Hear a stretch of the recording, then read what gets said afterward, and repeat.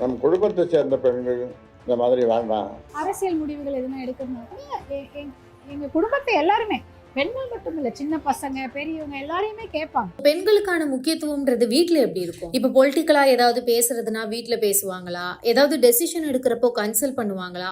முக்கியத்துவம் பார்த்தீங்கன்னா, வீட்டில் வந்து முக்கியத்துவம்னா நம்ம அன்றாட முடிவுகள் எடுக்கிறதுல கூட எங்களுக்கு முக்கியத்துவம் கொடுப்பாங்க.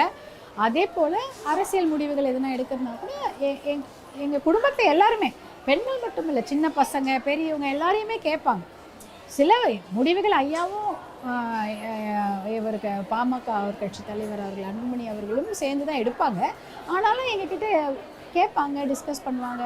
ஆனால் எங்களை கேட்டு தான் முடிவு பண்ணுவாங்கன்னு நான் சொல்ல மாட்டேன். எங்ககிட்ட அதுக்கான ஒரு கலந்தாய்வு கூட நடத்தும். அதன் பிறகு என்ன ஆச்சுன்னா, நான் நிற்கல, சுயமையாக தான் நிற்கிதுன்னு சொன்னார்.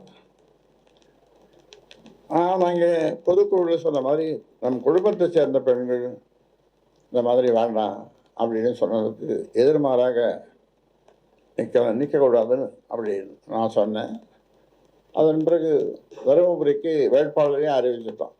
அரசாங்கம்னு ஒரு பையன், அது ஊடகங்கள்லாம் வந்துடுது, அவர் தான் வேட்பாளர் அப்படின்னு.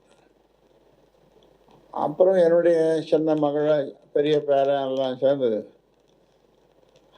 என்கிட்ட கெஞ்சினா போதுமா, கூத்தாடி வாதாடி எல்லாம் பண்ணி, சரி இவ்வளோ நேரம் கூத்தாடுறீங்க, வாதாடுறீங்க, பேசுகிறீங்க, சரி போய் நிற்கட்டு நின்று தான் போட்டோம் அப்படின்னு சொல்லிட்டேன். அவன் போய் எங்கே அந்த அந்த மூலையில் இருக்கிற ரூமில் அன்புமணிக்கிட்ட சொல்ல, அப்பா மாற்றிக்க மாட்டார், அவர் உறுதியாக நிற்பார், நம்ப முடியாது அப்படின்னு.